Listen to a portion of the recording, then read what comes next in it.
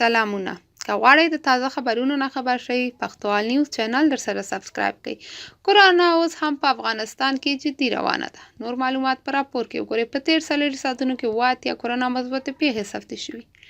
روغتیا وزارت وایي تېر 40 ساعتونو کې د کرونا 80 نورې مثبتې پیښې ثبت شوي چې په همدې موده کې 15 تنه ترې مړه شوي دي. روغتیا وزارت وایي په تېر 40 ساعتونو کې په ټول هېواد کې د کرونا 1523 نمونې څېړلې دي چې له ډلې یې 80 کسان پایله مثبته وه. د روغتیا وزارت وایي په دې سره ټول هېواد کې په کرونا وایرس اخته کسانو شمېر 4000 چې 280 تنه یې رسېدلي دي. دغه وزارت وایي په همدې موده کې له کرونا 15 تنه مړه شوي او 146 بېرته رغېدلي.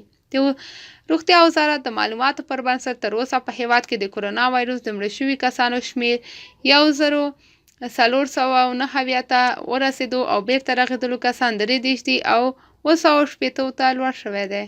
ښه وخت ولرئ.